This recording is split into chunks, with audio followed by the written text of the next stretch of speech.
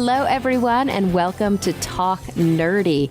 Today is Monday, January 15th, and I'm your host, Cara Santa Maria. And I want to thank those of you who made Talk Nerdy possible this week, especially those of you who have pledged your support by going to patreon.com/talknerdy. That includes Stefan A., Phil Tiber, Timothy Glover, Pedro M. Rosario Barbosa, Jeffrey Perez, Charles Payette, Jonathan Wright, Christian Jeffrey, The Honorable Husband, Jafe, Gabriel Felipe Jaramillo Gonzalez, Brian Holden, and Jeffrey Sewell. If you would like to pledge your support for the show, just visit carasantamaria.com and follow the links.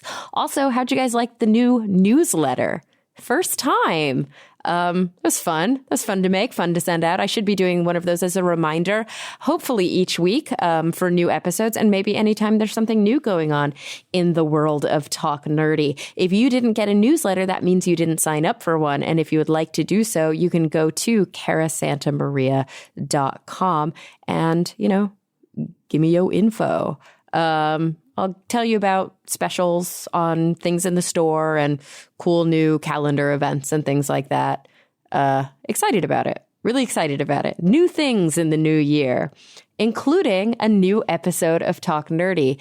Now, this one features Natalie Newell. She is the director and producer of Science Moms. It's a really great new documentary that I highly recommend you check out. It features a bunch of cool parents who are kind of fighting back against the anti-vax, anti-GMO, anti-science movements that I think have really taken a stranglehold on young parents across the country. Natalie is also the co-host of the Science Enthusiast Podcast. And of course, after working for quite a long time in Montessori education, she is now a stay-at-home mom who really focuses a lot of her attention on science and secular activism. So without any further ado, here she is, Natalie Newell. Well, Natalie, thank you so much for joining me today. I'm really happy to be talking to you. I am too. You are one of the first podcasts of the new year.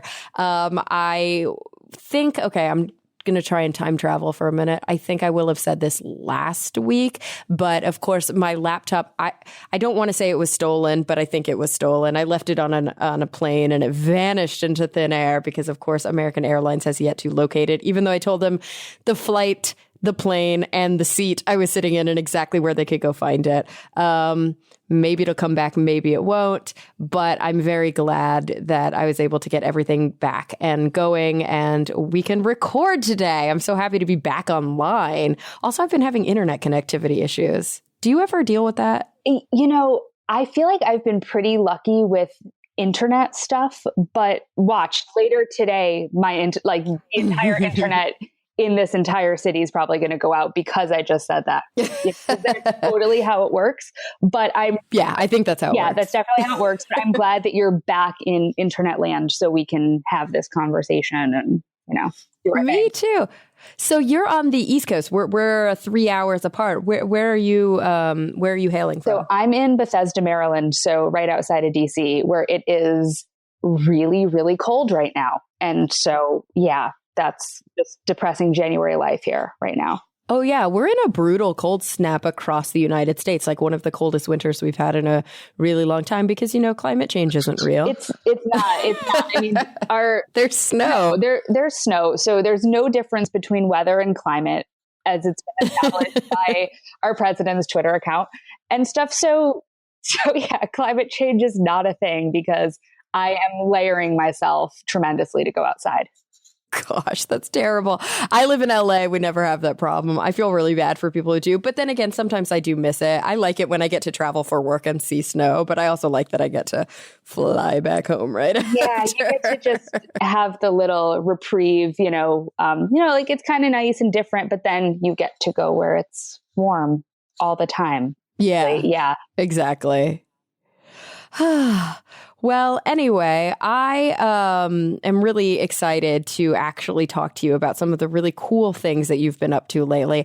I am really, I don't know how to put it, like thrilled. I'm my heart overfloweth. It's the idea of the work that you and the other science moms are doing, I think is really important. It's really timely and it's really necessary. So I think the first thing that we should just dive right into is maybe you can tell me, what is a science mom? Oh, what is a science mom? See, I guess it's like I've just been absorbed in this world of science moms. That do I have sort of the Webster's dictionary definition of what a science mom is? But, science mom to me is this idea that we can be parents and also base our decisions on science and evidence and critical thinking in a world where, you see the internet and the wooey pseudoscience type of stuff that's geared at parents. So I feel like we needed an antidote to that. Yeah. And this science moms concept came to me just because there are a lot of brilliant women out there, scientists, science communicators, doing the work of putting a more evidence-based perspective out into the world of parenting. So, it's science moms, but I think it's a broader concept too, of just people who want to be part of a movement to bring reason and critical thinking to the forefront, because we are just overrun with pseudoscience, I feel like. Absolutely. And so the way that you guys do that is through multiple avenues, right? Like you podcast, you write blogs, you even made a documentary recently. Yeah. So I do the Science Enthusiast Podcast with my friend Dan, who runs a really large, I think it's almost 1 million followers, Facebook page and blog called The Science Enthusiast. But I met Dan and started the podcast because I had begun this documentary project I guess now it's over 2 years ago. The Science Moms documentary came about because I stumbled upon this open letter on the Grounded Parents parenting blog written by the 5 women who are in my film: Coven, Allison, Jenny, Anastasia, and Layla.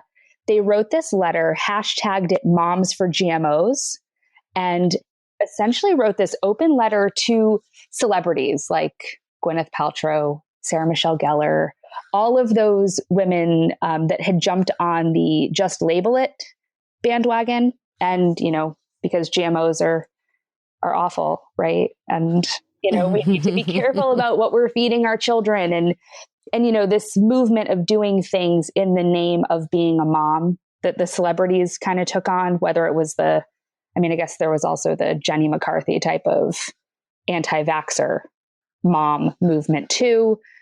But I came upon these women who were taking a different stand. And it's weird to think about now that I read this blog post just late one night while I was feeding my baby. And then in that moment decided I want to make a movie about them. And then I just kind of did it. It's this weird, awesome thing for myself, I guess, that it was this idea that I had and have seen it all the way through. So to reflect on it now is sort of a holy shit, that happened type of thing. So let's talk about the movie. Tell me all about it. You said you've been working on it, or you had been working on it for close to 2 years. When did it first get released?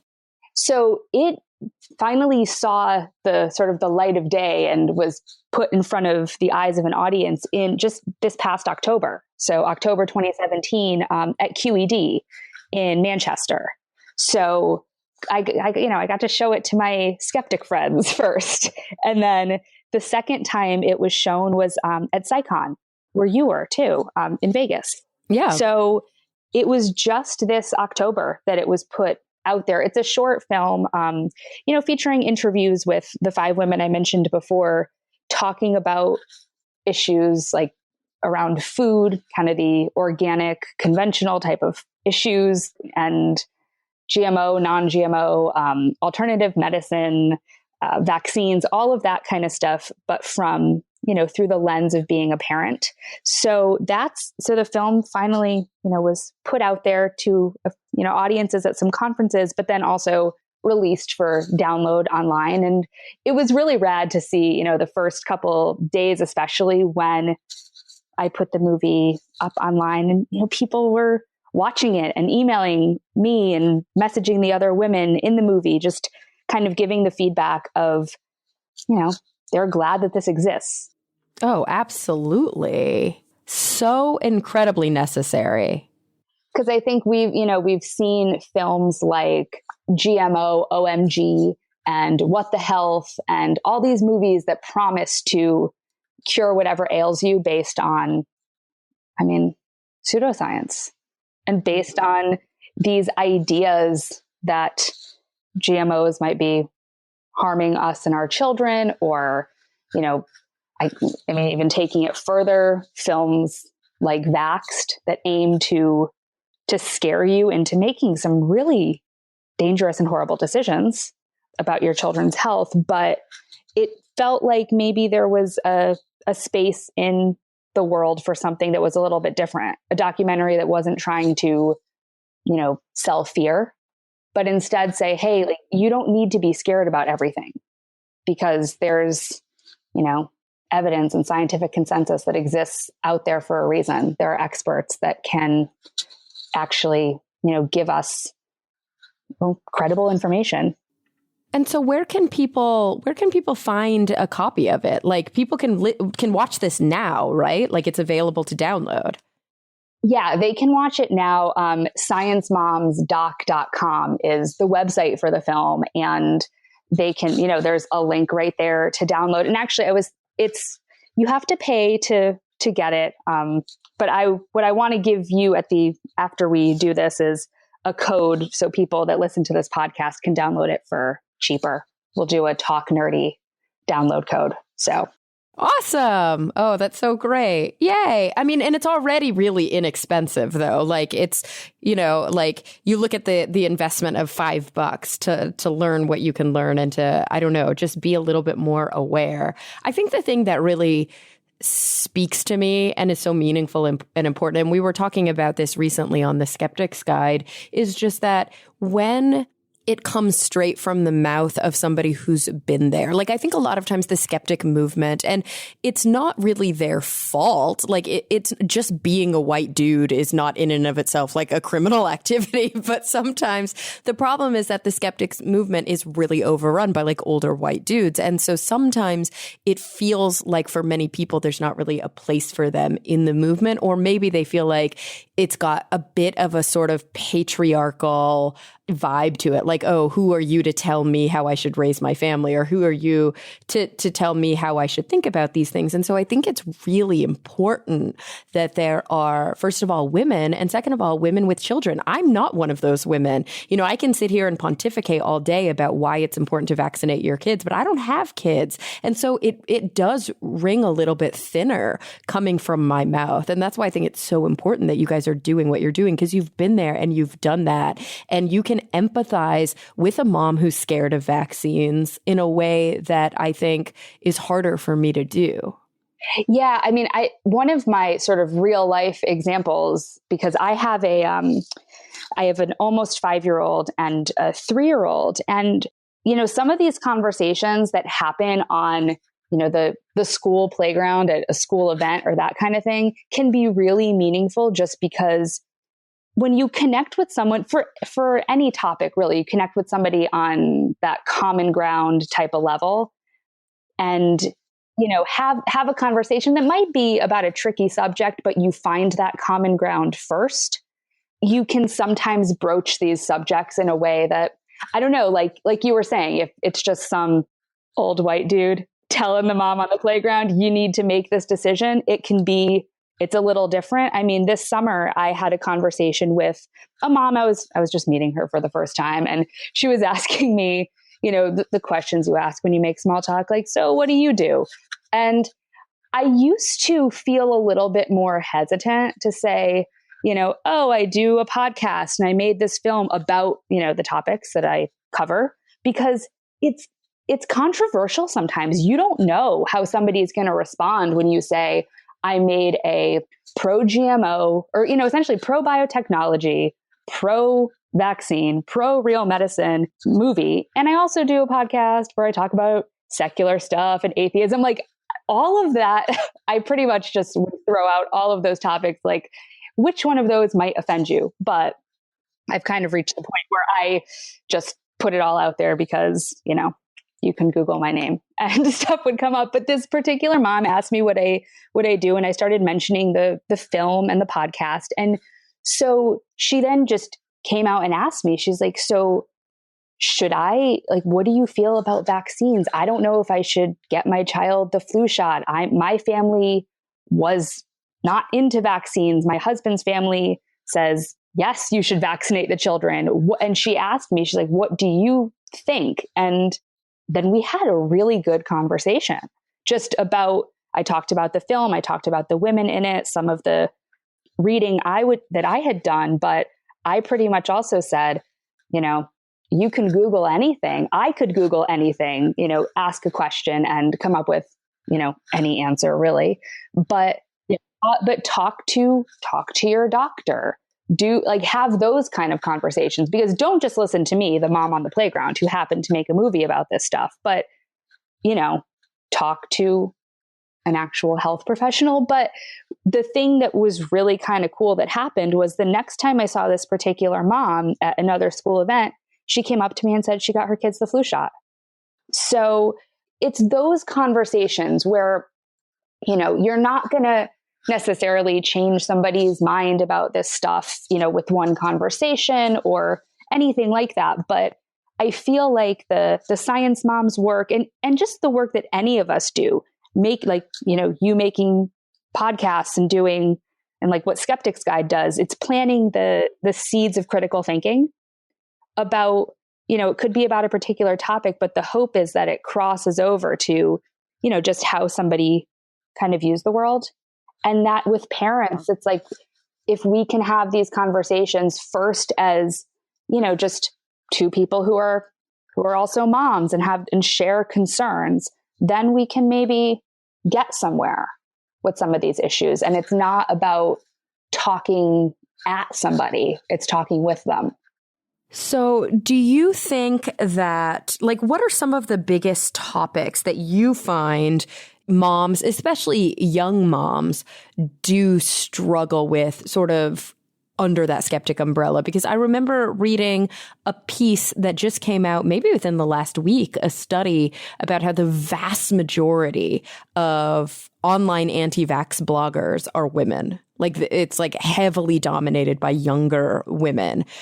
Is it really the vaccines and the GMOs that are the two big topics that you guys are really trying to fight against? Or do you find that there are a lot of other smaller things that are important?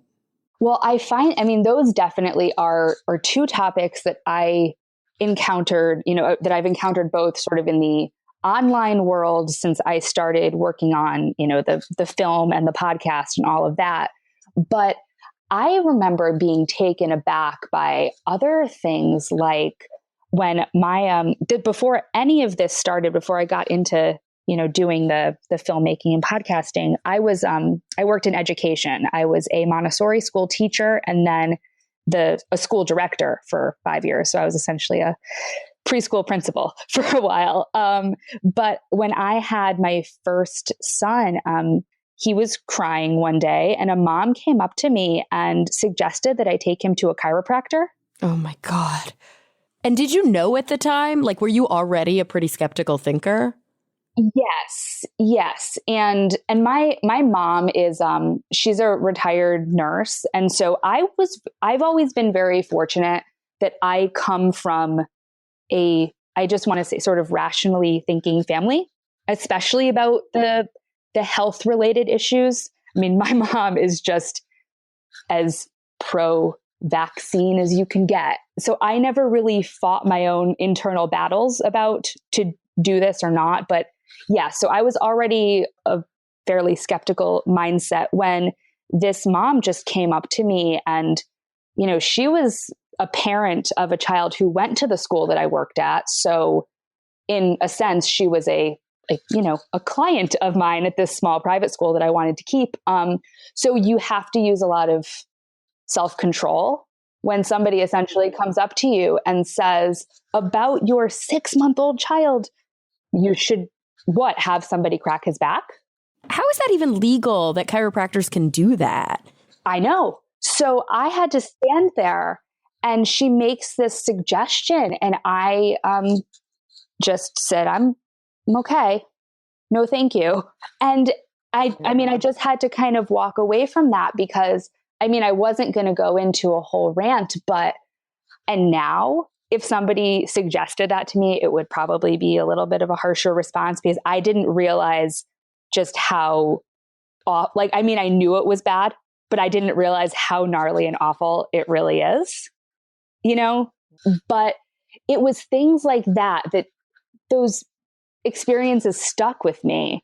And so it was like that kind of thing that just was oh my goodness, people actually do this, to then the other parents that would come up to me when they knew that I had just had a child and ask me if I was going to vaccinate on schedule because maybe I should, do some Googling or watch this movie or something because, the reasons people give, too many too soon and vaccines cause autism and whatever. Those were thrown at me.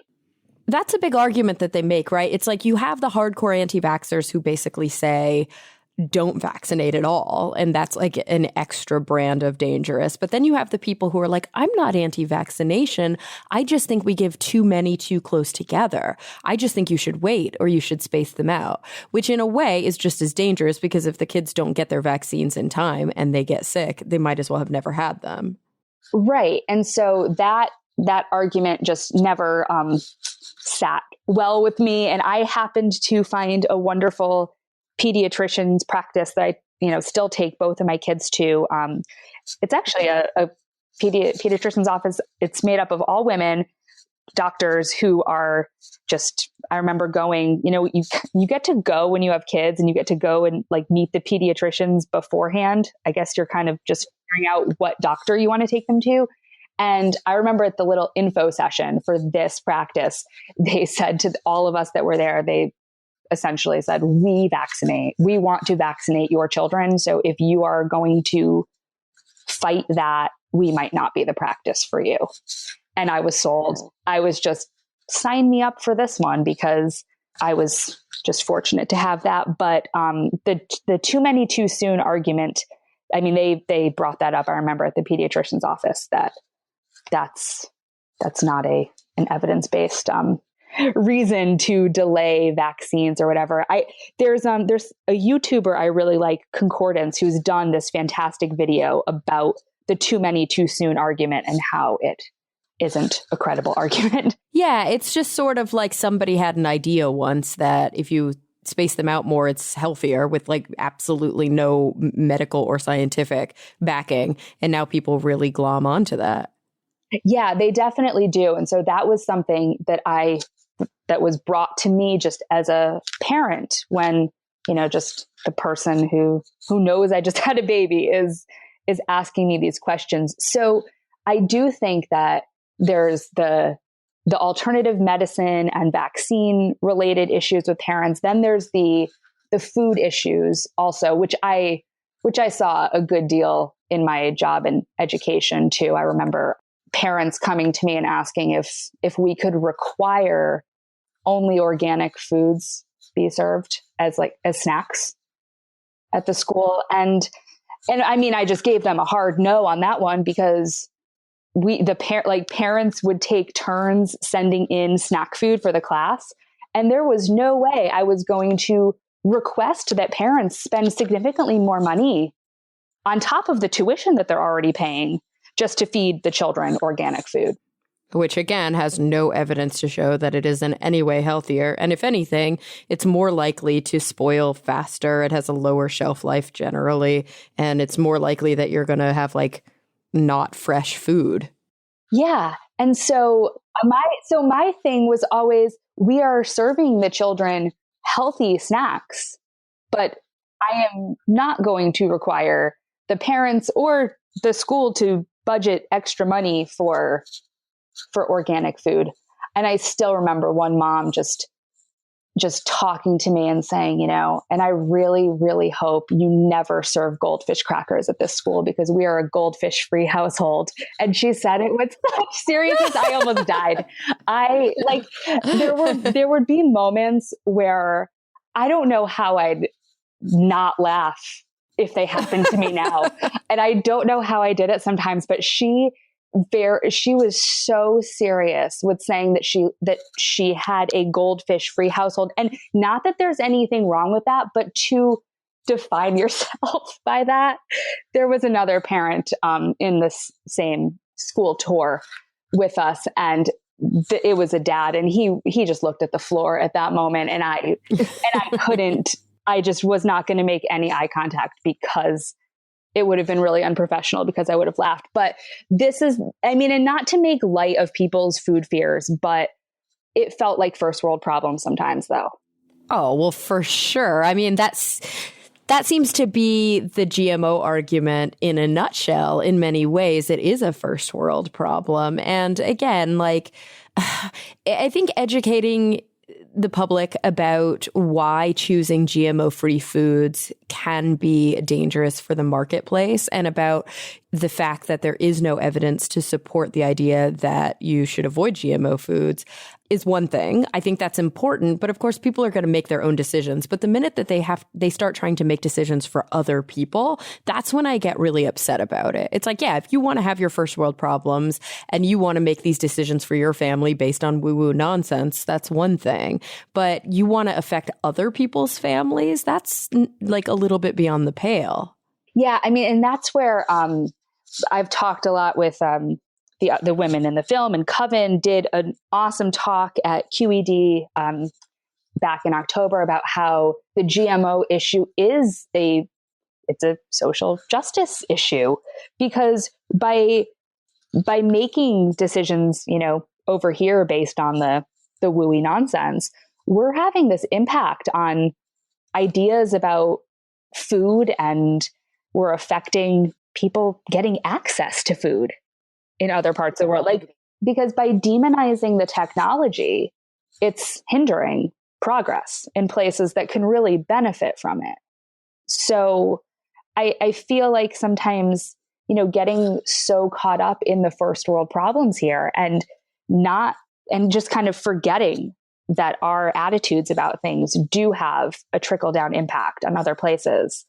That's the part that makes me want to continue talking about this stuff and advocating for it, because I think we just need a little bit more awareness about the fact that, there is technology out there that can have a bigger global impact. There was a really good opinion. It was an opinion piece, I think, in the Washington Post recently about how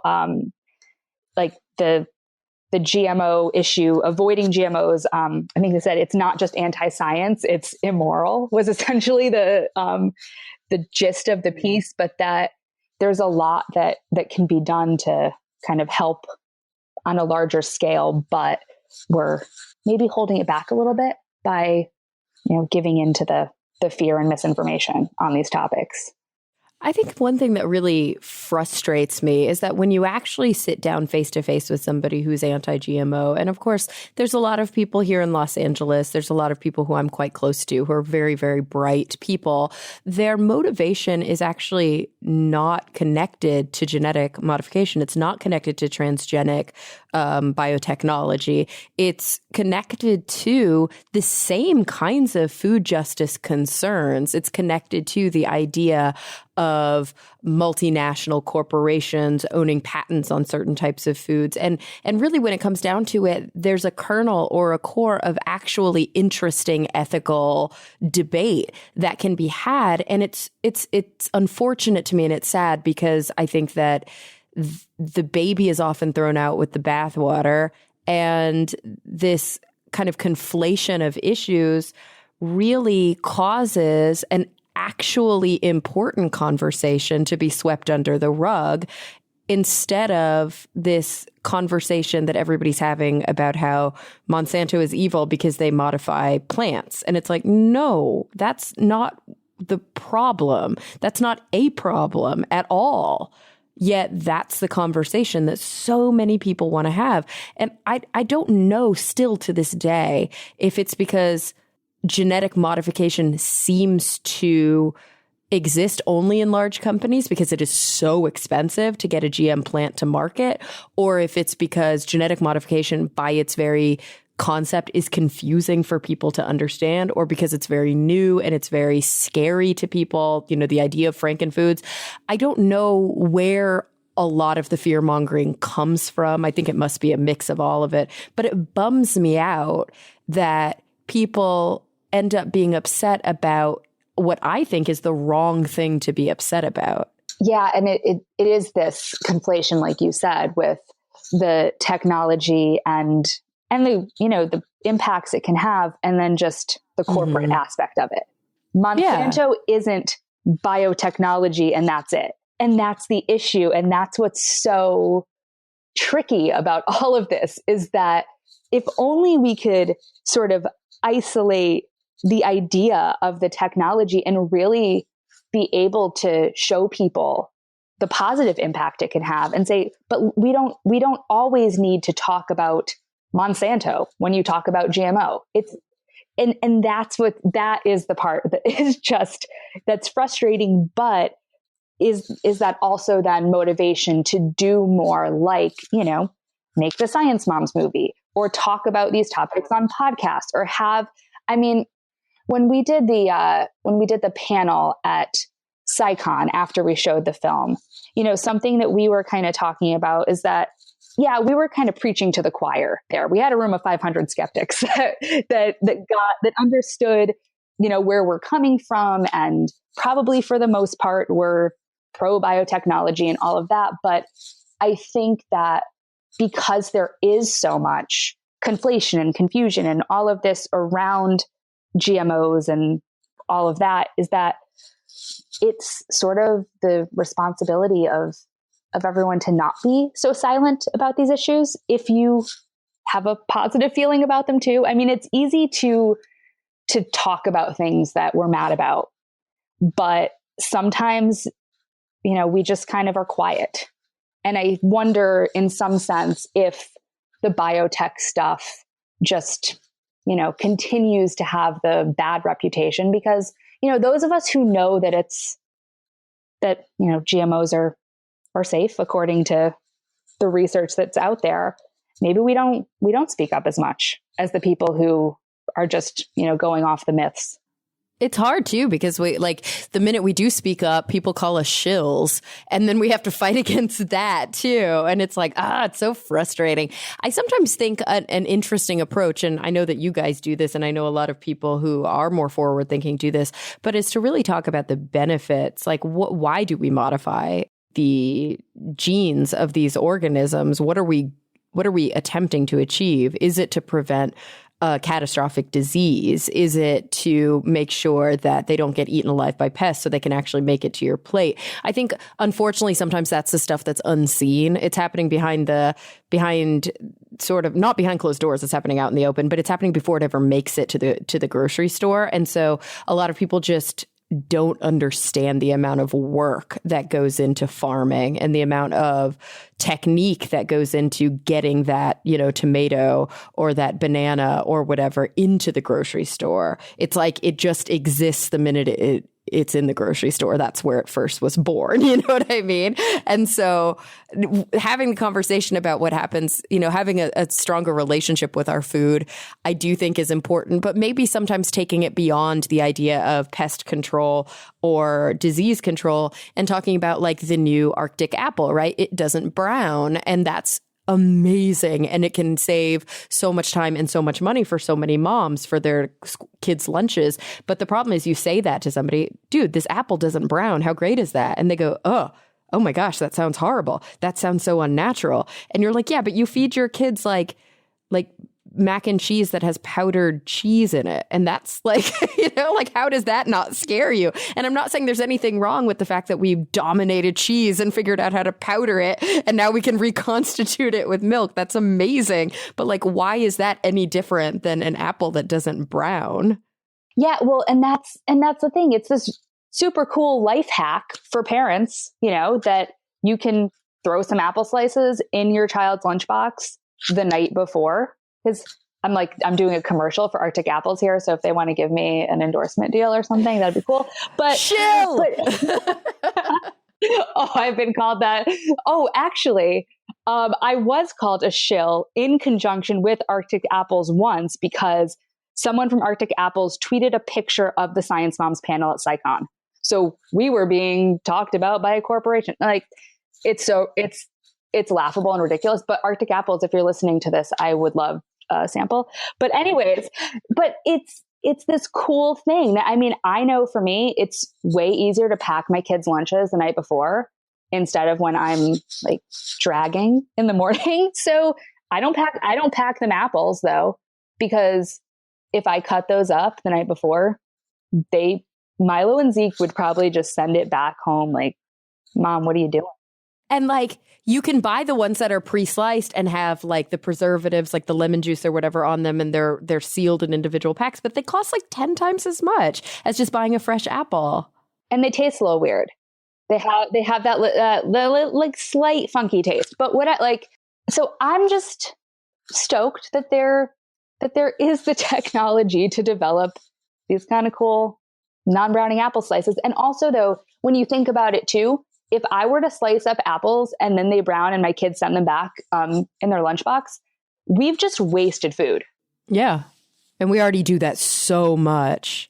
Yeah, we do. And so that's why these little life hack things are pretty cool. And so, yeah, why not talk about these things? But then, yes, of course, there's the inevitable, like you said, well, it's not natural. But when you think about our food, I mean, what does natural even mean anymore? Like, there are things that were, the person who said that the apple isn't natural probably would serve their child an organic mac and cheese, as long as that powdered cheese is organic.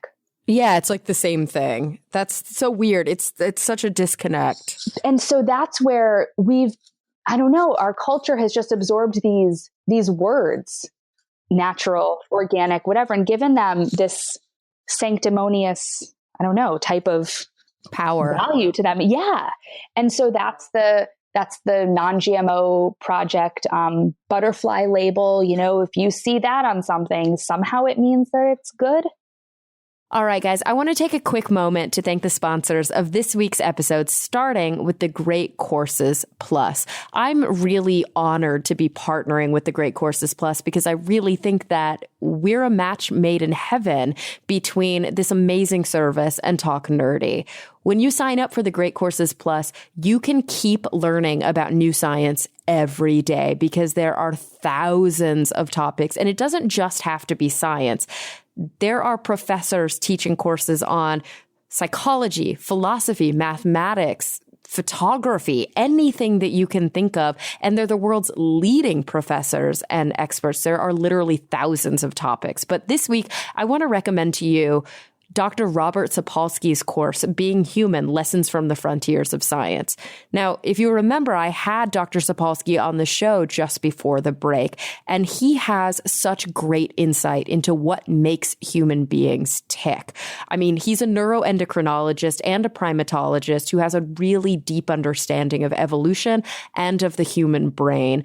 And so he helps us understand how we're similar, but also very different from other species, and the ways that we do make our biology work for us. Now, you can watch this series and so many more from any TV, from your laptop, from your tablet, or from your smartphone.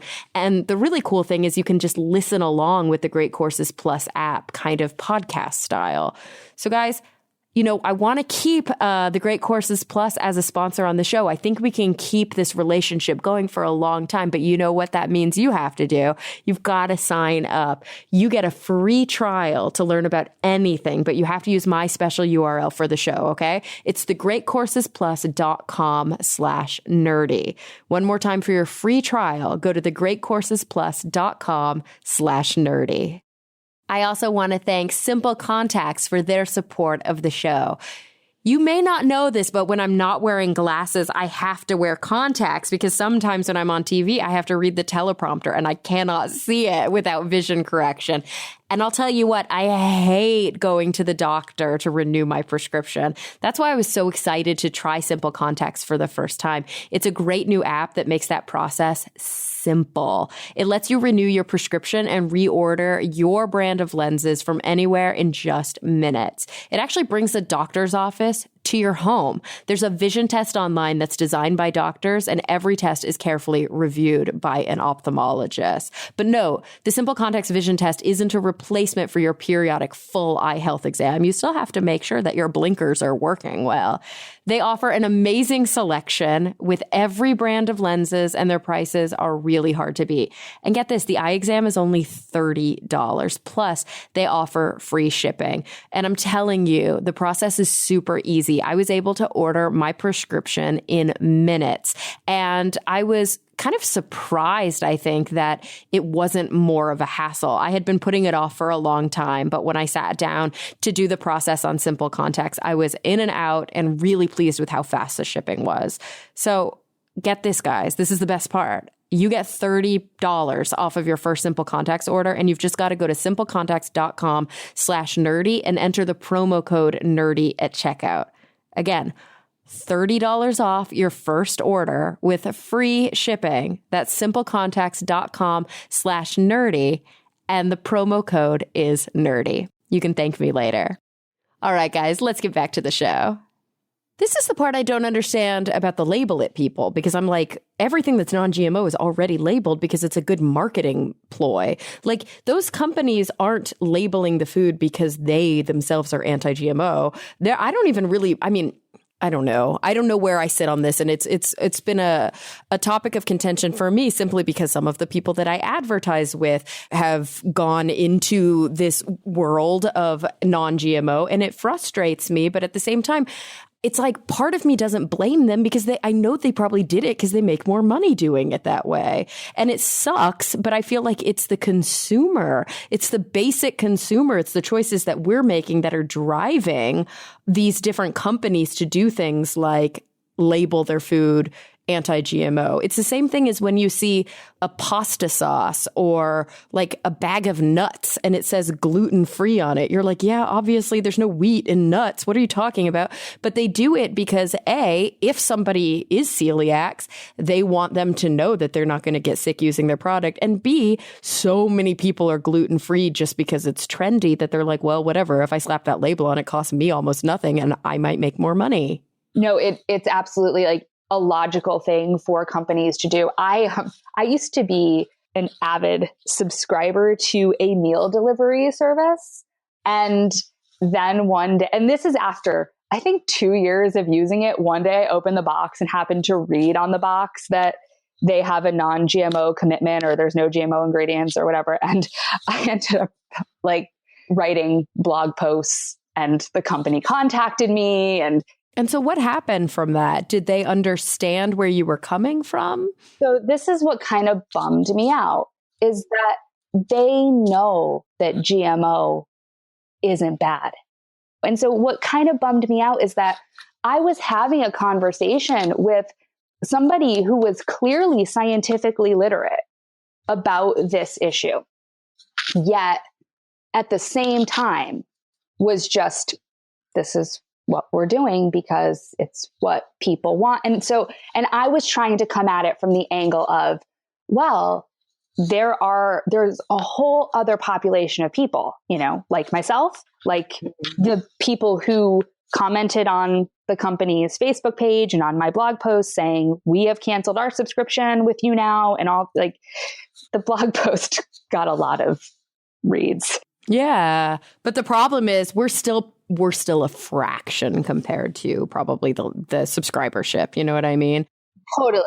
And so what I kind of said to them was like, maybe you want to try to be a little bit different. Not that they were going to listen to me. Like, who am I in this whole thing? Well, but I do think it's important to have that conversation get started because now the thing is, companies are aware of that. I think that every time a company makes a GMO-free commitment, because they know that it's going to affect their bottom line, and of course they're corporations, their responsibility, yes, in some respects, is to provide their responsibility is to the consumer in the sense that they can't make them sick. They need to serve FDA approved food and all of that. But their responsibility really is to make money. They're a business. That's their basic, drive.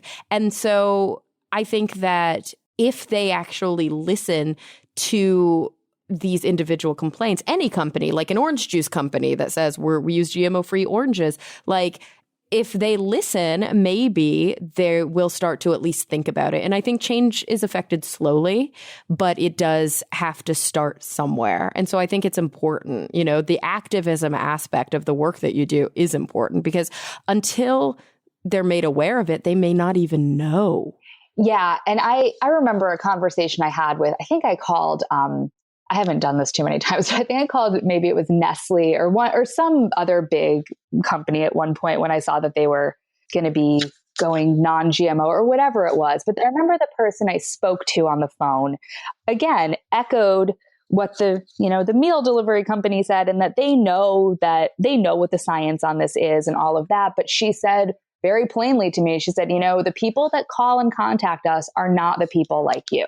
She said she appreciated hearing from me just because it was different than the people that contact them on the anti side of things. So that's kind of what I, was getting to before, is that any little bit of a voice that we can have, I think helps, because I think part of this is shifting the narrative around these topics and shifting the way people collectively think about these things. And so these little conversations might not affect change immediately, but it's planting seeds as much as possible about these things. And the truth is, I think that when you look at the population as a whole, or maybe, there's different ways to define the population that we're talking about, but maybe we'll talk about the American population for right now, which is, on a general scale, a relatively privileged population. But the truth is, we have a lot of people within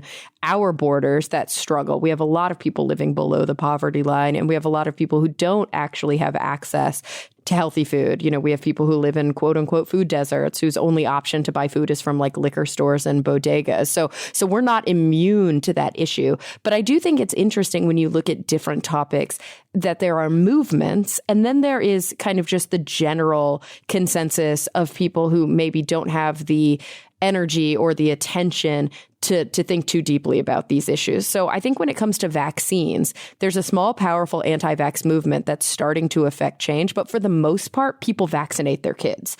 Most people know that vaccines are important. Most people vaccinate their kids. It's actually against the law in many places not to, or at least you can't bring your kids to a public school if you don't. Whereas with the GMO thing, I don't know, but it seems like it's, if not 50-50, it errs on the side of anti-GMO. And so I feel like that's where maybe, I don't know, we could really make a little bit more headway with the work that we're doing. Yeah, I mean, that is definitely what it seems like to me in terms of even opinion polls or whatever. When you look at Pew Research polls and things about public attitudes towards GMOs compared to what the scientific consensus is and all that kind of stuff, it does seem like it's at least sort of maybe a slight tip towards the anti side of things. And so that's why, when I do the work I do in trying to reach out to parents, and you think about, the moms and dads who are going to the store to buy food for their families, if they had a little bit more information about, does this butterfly on the package actually mean anything that will improve the health of my children? If they have a little bit more accessible information about that, then maybe public attitudes could shift a little bit. And the truth is, almost every other aspect, if you were to make a matrix of decision making, a decision making tree, I mean, to me, something that's one of the most powerful ways that I make a decision is based on budget. And so if I have an organic apple next to a GMO-free, non-organic apple next to, which of course organic means GMO-free. So a GMO-free organic apple, a GMO-free non-organic apple, and then a conventionally grown apple. The conventionally grown apple is always going to be less expensive. And right there, I'm going to be more motivated to choose that. And so I feel like sometimes we need to, instead of as the skeptics, be like the poo-pooers, we need to be the ones who are framing things in the positive. Like, look at the benefits of buying conventionally grown food. Look at the jobs we're giving people. Look at the money that we save. Look at that. Like, instead of always going, the thing you think makes it better because it's GMO-free or organic is not actually making it better. We should say, look at what does make it better when it's not organic. Exactly. Frame it in the way of how it could, it helps anybody if they can go to the grocery store, buy healthy food, and save money that they would have spent on the more expensive version of the same thing. And so, as far as parents go, you're saving money while still feeding your children a nutritious diet. And how great is that? And then you're not having to worry as much that you're doing something bad by making the less expensive decision. Like, it's a win for everybody. So it's about framing these things and trying to, I think, alleviate some of the fear in the process of doing that. And what you mentioned about Coven, who of course has been on the podcast before, when she was giving a talk about food justice and social justice, I think it's so important because there's the aspect, first of all, of food justice from a purely economic standpoint, right? That people who are struggling with insecurity need to be able to have access to healthy food so that they're not feeding their children low nutrition, high calorie food, contributing to obesity, but also to malnutrition at the same time. That like paradox that we have in our country of people who are obese yet don't have basic macronutrients or micronutrients in their food.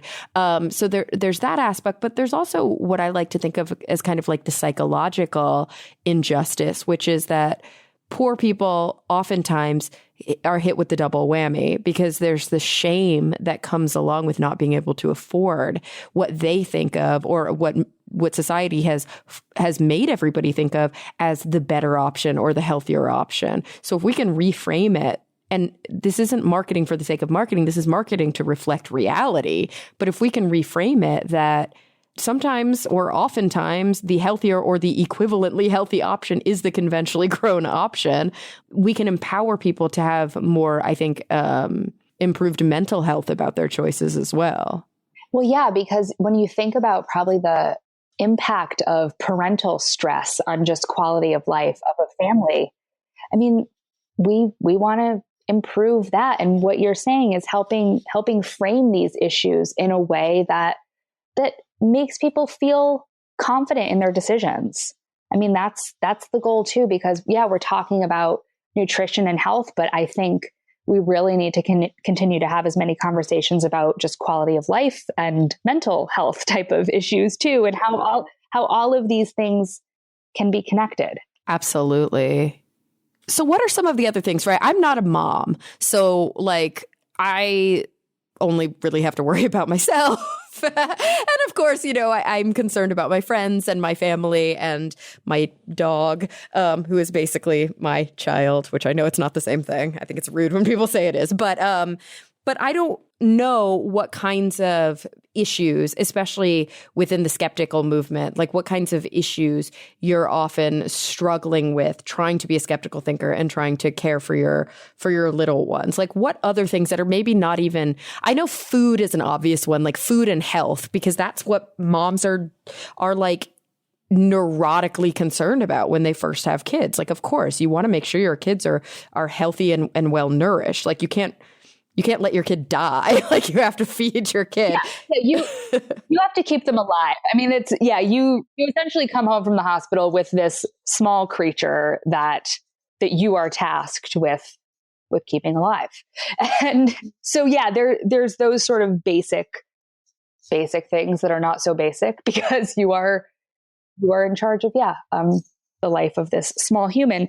But then you get into things too, like just wanting them to start to develop into critical thinkers, right? And have, a wealth of experiences, and wanting them to be able to ask questions. And that requires a lot of times being patient enough to give them answers or help them find answers. And, it's the stuff, that goes beyond just the basics of day to day, keeping them alive. It's helping them, giving them as good of a quality of life as you can, but also, for me, it's wanting to help them develop the tools that they need to kind of navigate this world. And sometimes it's about having conversations that aren't easy. When, when a 4-year-old asks you, like, where did Grammy's dog go? Well, Connie died. And I've had those conversations with them about death. And also as an atheist, there's that aspect of the conversation too.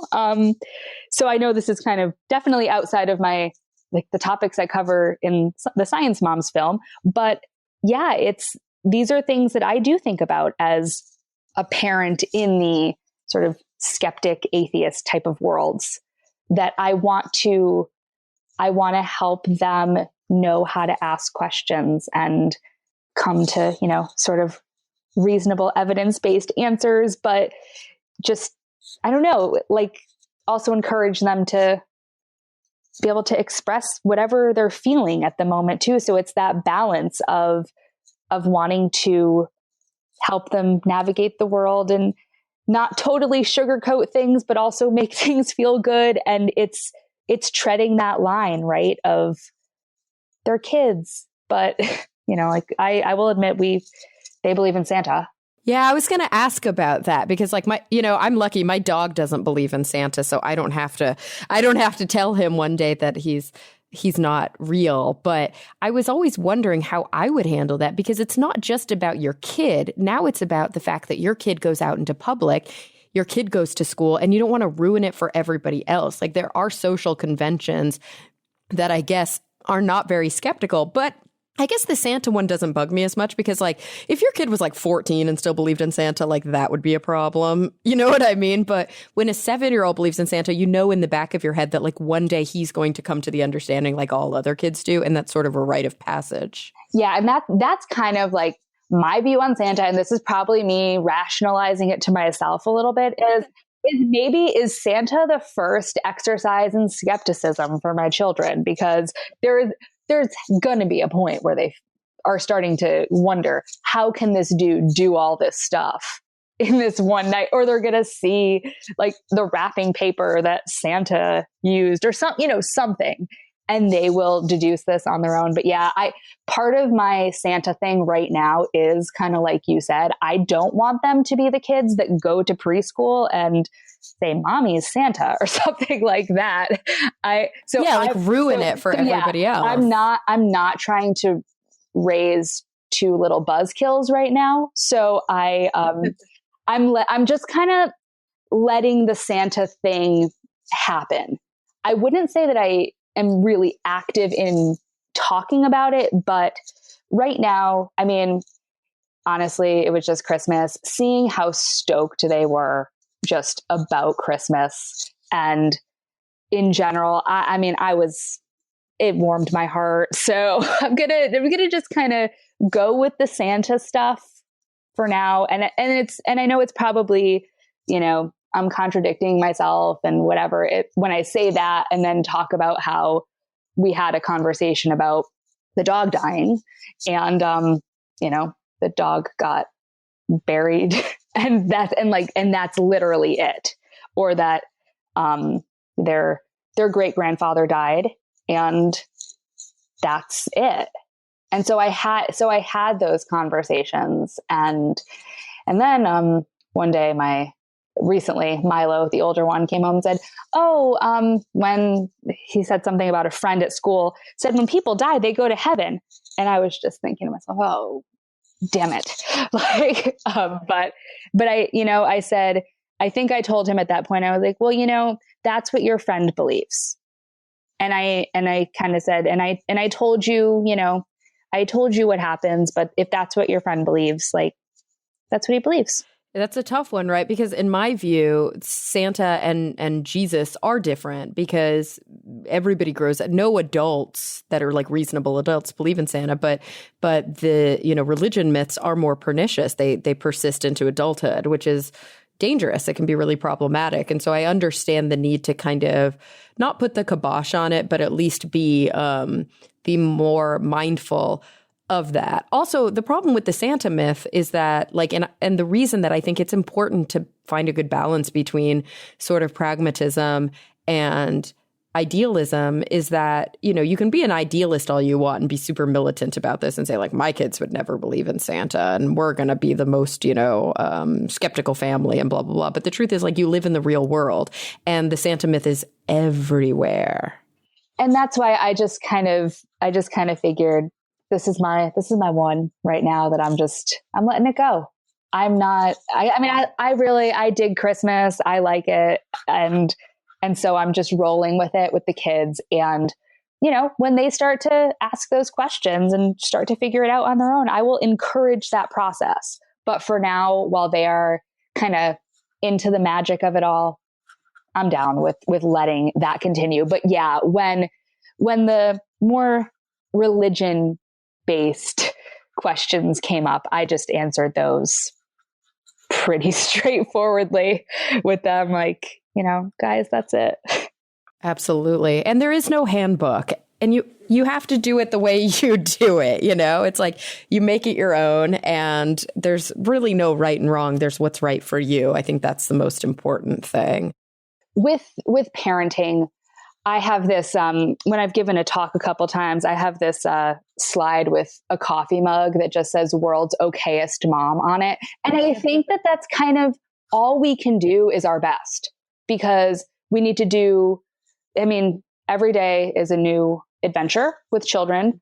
And we want to do our best to keep them as cool and happy and thriving as possible, but also remember to be good to ourselves and not be too hard on ourselves either in the process. Absolutely. And it's, that's a tall order, but it's so important. That's not the only reason, but that's part of the reason that I do not tread in this area at all. And I feel like I respect and really admire my friends who have kids, but I don't always envy them. We'll put it that way. I feel you, and I'm a parent myself. So yeah. So I gotta ask, we've been chatting for about an hour already, and I would hate to not ask you the same questions that I ask everybody at the end of the podcast. So I would love your take on what have become now my kind of semi-famous closing questions. The first one is, of course, when you think about the future in whatever context is relevant to you right now, it's the new year. You may have really big global issues on your mind, or you may have very personal issues on your mind. But number one, what is the thing that keeps you up the most at night? What are you most kind of concerned about, worried about, preoccupied with? And then on the flip side of that, what are you really optimistic and hopeful and excited about? Oh, what's weird is you ask me that, and I have been sleeping really well lately. So maybe that, I don't know if this is just kind of different, but I feel like lately when I'm thinking at night before I go to bed, and this is weird because I like run a nihilist meme page and I can be really cynical, but I feel hopeful for my own life. Like my own personal stuff feels like it's coming together really nicely. And I think I'm just still riding a little bit of the science mom's high of the fact that like we have this thing out in the world that maybe can make a positive impact. And so I guess the thing that keeps me up at night is like, what's next? What can we collectively do, whether it's like me and the science moms or me and Dan with our podcast, or just the kind of SciComm skeptic world in general, to keep getting these messages out there and, like the lofty goal of making the world a better place. So in the same vein, I think I'm hopeful that we can do some good together. And that's, people actually working together. So I guess the thing that keeps me up and the thing that I feel most hopeful about are all sort of one and the same.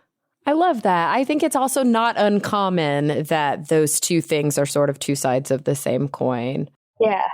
Well, Natalie, thank you so much for joining me today. It was a lot of fun, and I feel like I learned an awful lot. Before we go, please let everybody know, A, where they can see your work, where they can hear your podcast, where they can find the Science Moms documentary, and where they can just generally keep up with all the cool stuff you're doing. Okay, so there is sciencemomsdoc.com. That's the website for the film, and you can find all the social media on there too. I do the Science Enthusiast Podcast. That's on iTunes and wherever podcasts are available. And I'm on Twitter at NC Newell. And yeah, I think that's about it. But I'm so glad I got to talk to you again. You were on my podcast, I think it was last year. And so it was nice to talk to you. Absolutely. Well, thank you so much for joining me, and everybody listening, thank you for coming back week after week. I'm really looking forward to the next time we all get together to talk nerdy.